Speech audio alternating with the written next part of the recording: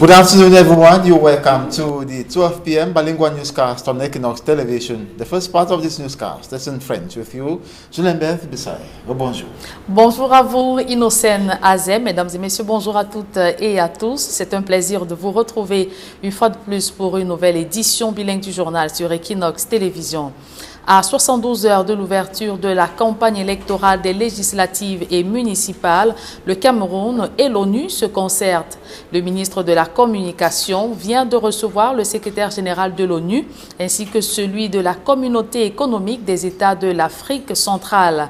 Objectif, trouver des voies et moyens pour garantir des élections saines et transparentes. Plus de précisions dans ce reportage d'Élisée Bogba et de Guizogo. Les représentants de deux grandes institutions internationales avaient rendez-vous avec le ministre de la Communication à Yaoundé.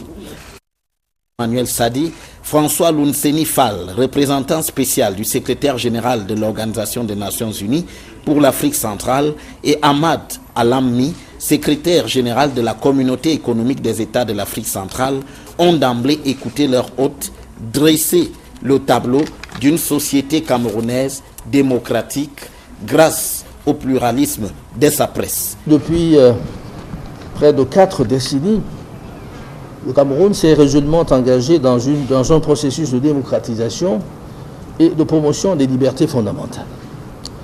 La liberté de la presse, clairement marquée par le pluralisme médiatique, avec une grande liberté de ton, est ainsi une donnée essentielle sur laquelle le président de la République, son Excellence Paul Biya, n'a jamais transigé. Puis, passant un mot de critique, le patron du ministère de la Communication a tiré des salves contre ce qu'il a qualifié de dérives de la presse camerounaise.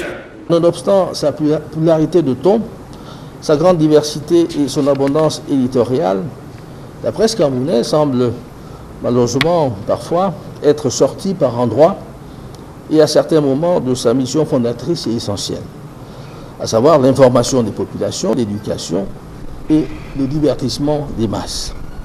À leur tour, le représentant du secrétaire général de l'Organisation des Nations Unies et le secrétaire général de la Communauté économique des États de l'Afrique centrale ont situé leur visite dans le cadre d'une mission de bons offices. Nous avons estimé qu'en ce moment précis, au moment où le peuple camerounais se prépare pour des élections importantes, il est important aussi que nous soyons ici pour rencontrer les principaux acteurs, le gouvernement, la classe politique, les médias, la société civile, les religieux, tout ce qui compte au Cameroun.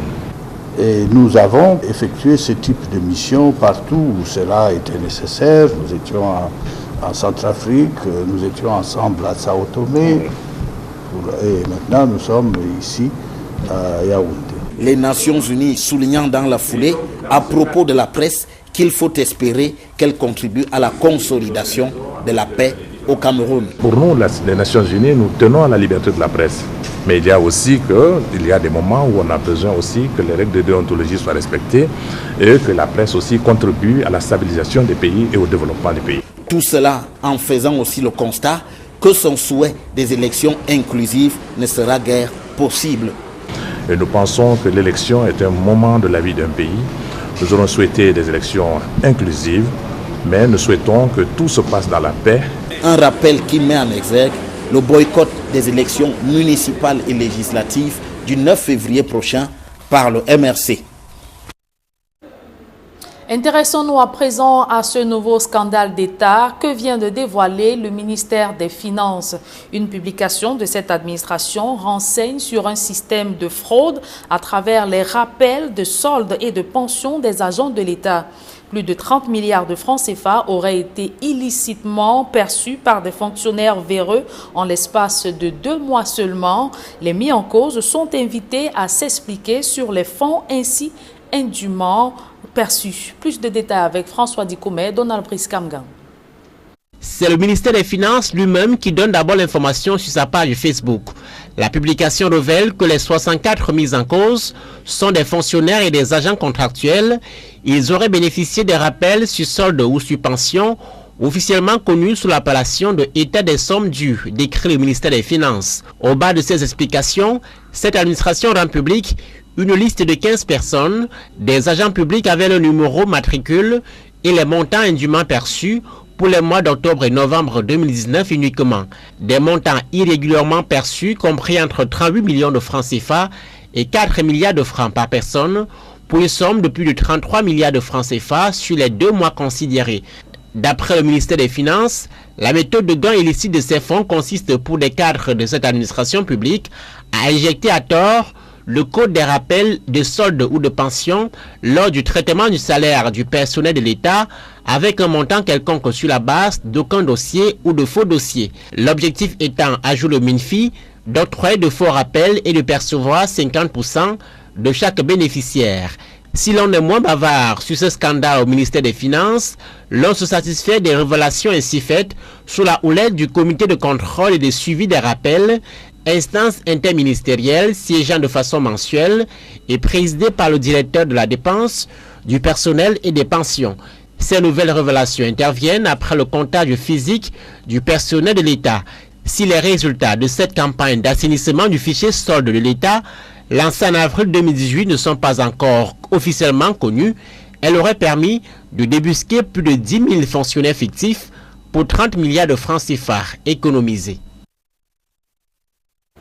2020 est une année placée sous le signe de la reprise des activités du transport ferroviaire entre Yaoundé et Douala. Le ministre des Transports l'a fait savoir au cours de la conférence annuelle de ses services centraux. Jean-Ernest Ngassena Bibéré a reconnu que la corruption gangrène une partie de son administration et impacte leur performance en matière de régulation du transport. Plus de détails avec Gizogo et Joël Essengue. Après près de 4 années d'interruption, suite au déraillement de 2016, la liaison ferroviaire Yaoundé-Douala va reprendre de manière optimale. C'est l'une des annonces phares du ministère des Transports à l'occasion des assises de ce département ministériel pour la nouvelle année. Nous sommes engagés dans un vaste programme d'acquisition de matériel. Il y a 4 nouvelles locomotives qui sont arrivées au Cameroun, au port de Douala, le 4 janvier de cette année. Et les opérations de débarquement sont terminées.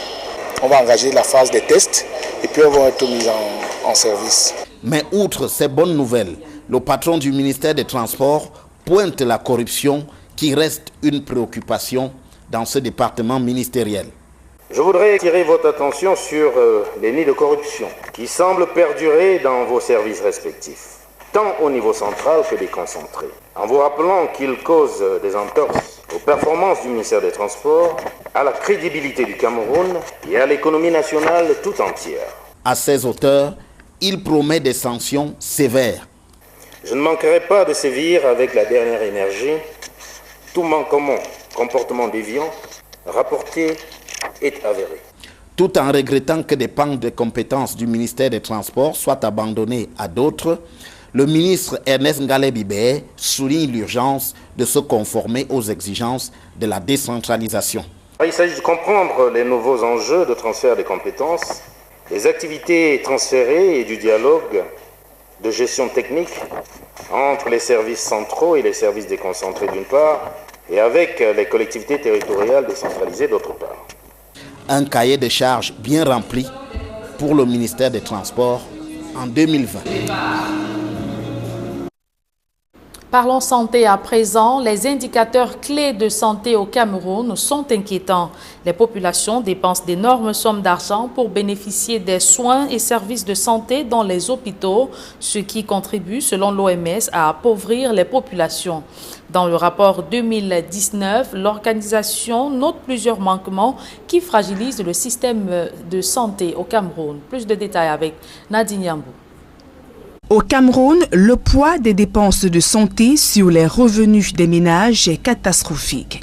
Selon le rapport de suivi des indicateurs clés de santé de 2019, le budget alloué pour la santé au sein des familles depuis l'année 2000 se situe entre 60 et 70%.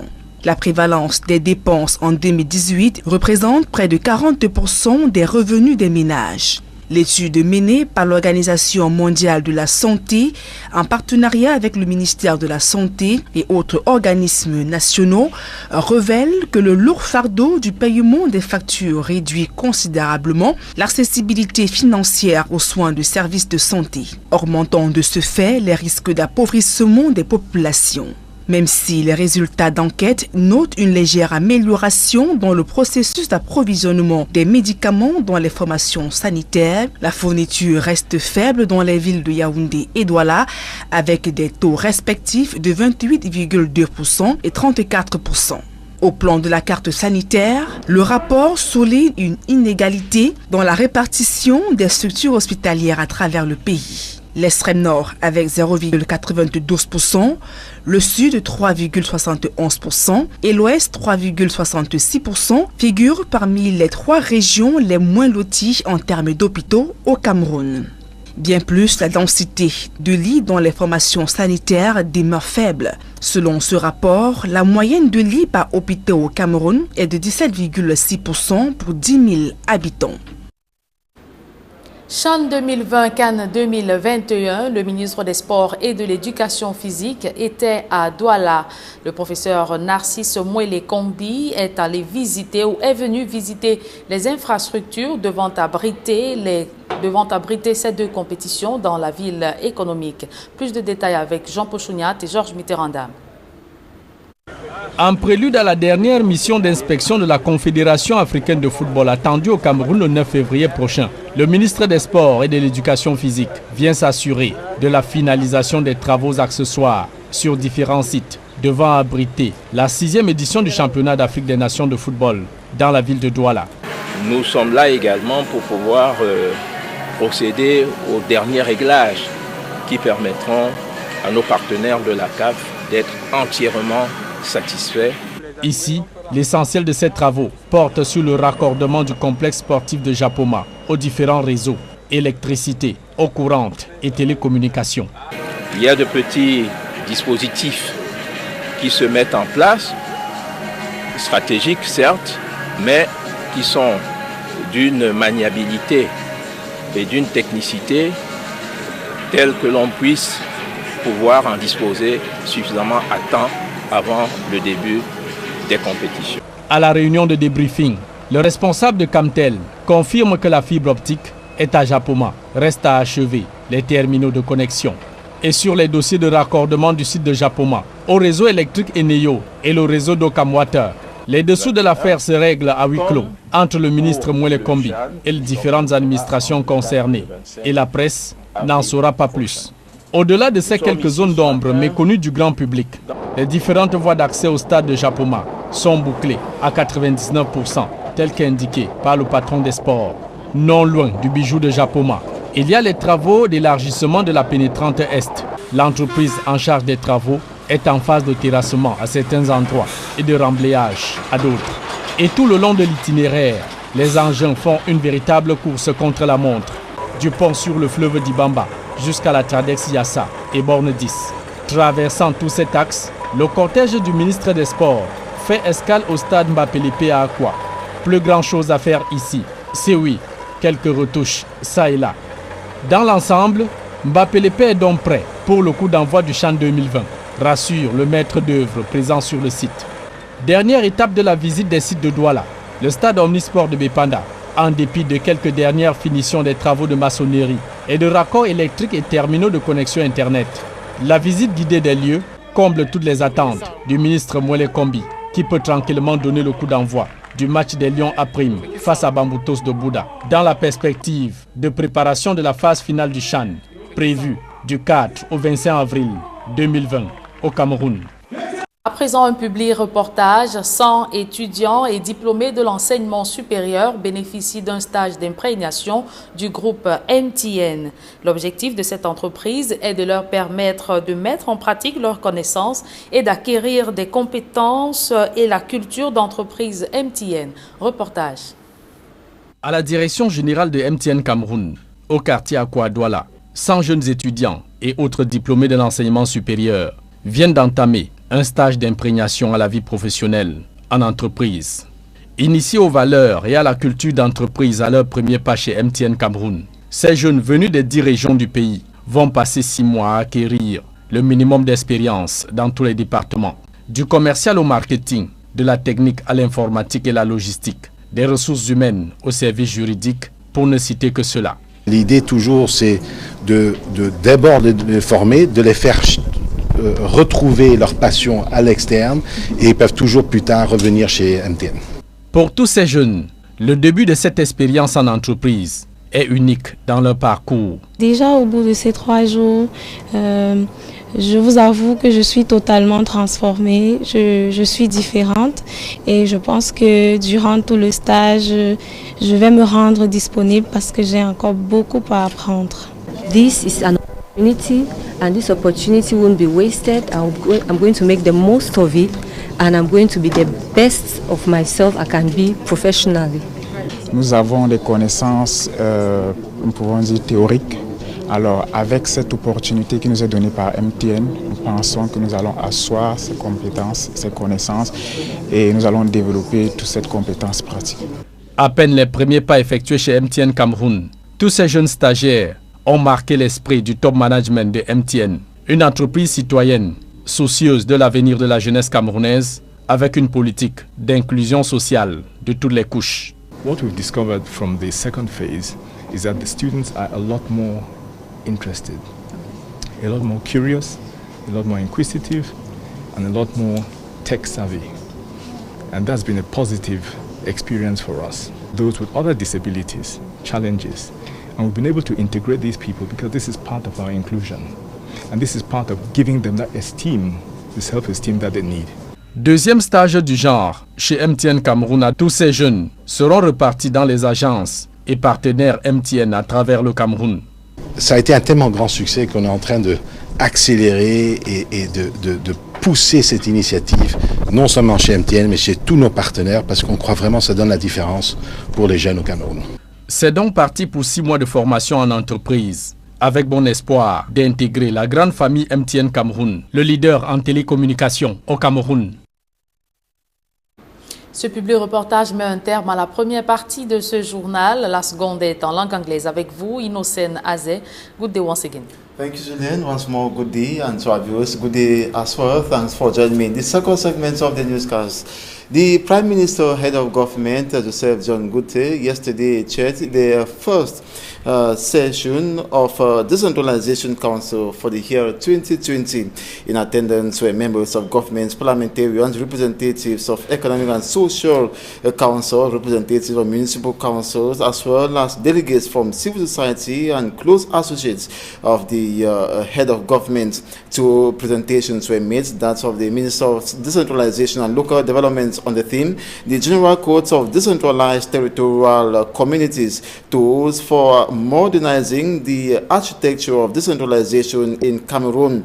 Then the presentation of the Minister of Finance on the theme, provision of financial resources to decentralized local authorities, inventory and perspectives. In his introductory remarks, the Prime Minister, Joseph John Gute, indicated that the law on the General Codes on Decentralized Territorial Communities induces a change paradigm on the part of the actors in charge of implementing decentralization, at the same time a perfect mastery of the human and financial resources, which it causes through, among others, the status of the local elected representative, the allocation of new financial resources, and substantial for the financing of decentralization, as well as granting of a special status to the northwest and southwest regions of Cameroon.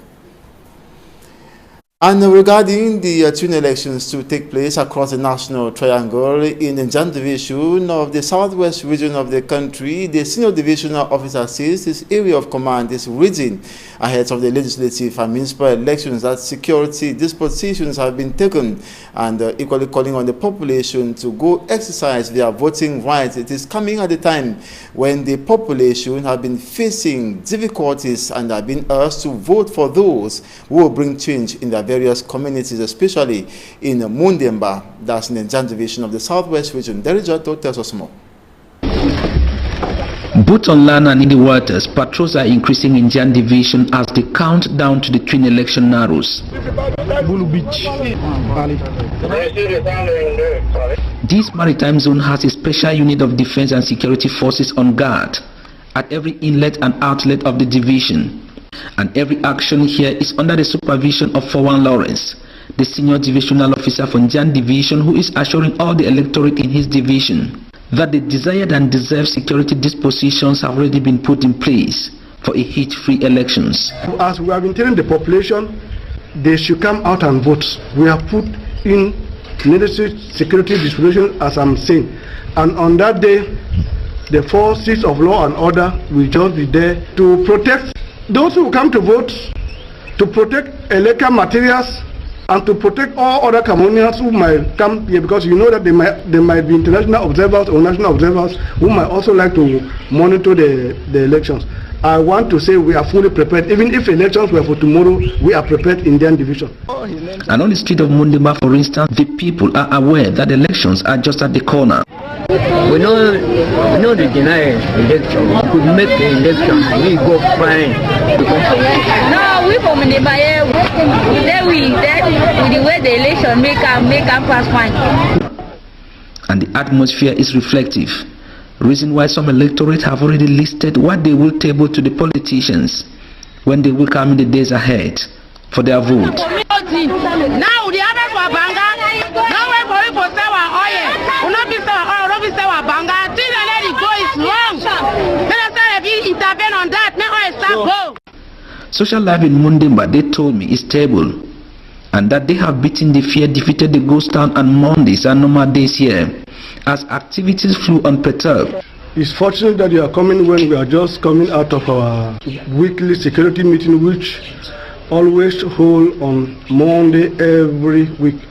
I want to say that from the reports, we can conclude by saying that life has returned to normal in Jan Division. Some few hours ago, the Prime Minister, head of government, handed to us series of bikes for the transportation of all those ruling population who want to return to their respective subdivisions of origin, and the process is already ongoing. But poverty left behind by ghost town is weighing them down. Because money not there for become buy. We are ready, but things are tied up, things are difficult. They say they are ready to come out on Mondays to sell their goods, but buyers are limited, and what they want to buy, they don't have the money to do so. Pa Simon Money told me when we met at this Mundimba market, he came to buy for his family. Identifying with them to better understand their stories, this man sent a message to the Cameroon government. Tell the government, he says, that we are in peace in Mundimba, but the hardship is threatening to take it away. And the solution is that our youth must be empowered. He added, before we departed. While various communities across the National Triangle prepare for the upcoming legislative and municipal elections, the Banga municipality in the Mongo division of the Littoral region is mourning the death of its mayor. The CPJ mayor died as a result of a malaise. His office has been sealed and activities are gradually regaining steam in the Banga Council, as reported by Manjukan Gabriel. Banga Council premises 24 hours after the demise of its mayor. Workers are in a state of shock and consternation. We are in a state of shock, but that is life, because we will all go one day. But talking about work, all is well. The workers are here. We have sealed his office while waiting for his official funeral program. Workers who timidly came to work this Tuesday came to live with the reality about the demise of Mayor Lembe Mbappe, whose office was sealed last night immediately after his death was announced. At the residence of the late mayor, it was another silence that welcomed us, with some friends and family members coming to sympathize with the wife of the mayor. He was in perfect condition in the morning when he went to work. until about 4 p.m.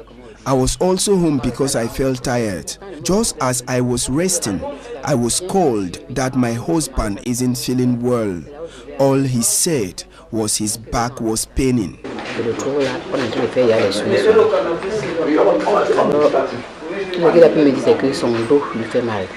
Melembe Mbappe, we were told, suffered from a malaise after ending a meeting with collaborators on Monday. It was on his way to the hospital that Melembe Mbappe gave up the ghost. I will now talk about the Minister of Communication who met with the press and equally other stakeholders to discuss issues regarding the upcoming municipal and legislative elections across the National Triangle. That will be on the 9th of February 2020. And during the meeting in Yaoundé, Communication Minister René Emmanuel Sadi wants media practitioners in Cameroon against the promotion of hate speech, tribalism, and non-respect of the journalism ethics in covering the upcoming February 2020 local elections during a meeting with media men and women officials of the Economic Community of Central African Countries and the United Nations Bureau for Central Africa. The focus was on the fight against hate speech and tribalism. Journalists present were told to cover the campaign and vote in all clarity. And the minister equally disclosed that Cameroon has, of now, 32 TV channels, 200 community and commercial radio stations, 600 newspaper organs, 154 cable distributors, and online press. And that's the most respect the ethics and deontology of the journalism profession. And we talk about the Minister of Secondary Education, Professor Nanova Lyonga, who have, after visiting the economic capital, Douala, has descended to the West region in a bid to evaluate the functioning of schools. Prior on her exchanges with school heads has been the effective use of subventions expected to boost the school standards, discipline, and security in schools, as well as ensuring a conducive school campus for learning. Minister Nanova Lyonga in the West region of Cameroon also stopped by in the Ngwashi resettlement site where she sympathized with school community in the area. Here now is an excerpt of the Minister of Secondary Education, Professor Nanova Lyonga. Take a listen. A lot of the clean school measures are going on, but schools still need to take that. And we tell them that you don't take bribe. You know, there are all bad things that can occur. So there are lots of things that we're expecting. Cameras in every school. I had to come and sing Ngwashi. It was important. I came here when the incident happened. Students like giving them books, but there's nothing as nice as discussing with the children in class. I was very happy to see spirited children with a very motivated principal. So Ngwashi is going on. And now in sports, in prelude to the last inspection visits of the delegation of the Confederation of African Football CAF for the 9th of February, the Minister of Sports and Physical Education goes to the field to ensure works are being finalized at different stadium construction and rehabilitation sites in Douala and other parts of Cameroon to host the African Nations Championship 2020. And Assis Mole Kombi says this is in a bid to meet satisfaction of the CAF fact-finding mission. Their most essential expectation at Japoma Stadium construction sites is termination of the accessories, telecommunication and electricity establishments that slowly but surely, the sports minister notes, will be attained before start of the SHAN. During a meeting, the Camtel officials briefed and confirmed that the optic fiber at Japoma Japoma is yet to be accomplished. It is noted that the realization rates of accessways into Japoma's sports complex stands at 99%. A stone throw from Japoma works to enlarge the east entry into Douala is ongoing. The minister and his delegation also stopped at the Aqua Mbapelepe Stadium, where light torches are being made. In all, Mbapelepe is ready to host the 2020 tournament. Last stop in Douala was at the Bepanda Omnisport Stadium, where finishing touches are soon to be made, especially regarding electrification and internet installations. Minister Narcisse Mole Kombi, before his departure to inspect infrastructures in Limbe and Boya in the southwest region, could smile with works realized in Douala and upbeat for successful hosting of the African Nations Championship 2020 from the 4th of April to the 25th. And that's it for this 12 p.m. bilingual newscast on Equinox Television. Thanks so much for watching. We shall be back at 4 p.m. Julien Berth Bissaye à 16h. Pour ce rendez-vous d'information, mesdames et messieurs, ce sera à 16h. Merci d'avoir suivi cette édition bilingue du journal.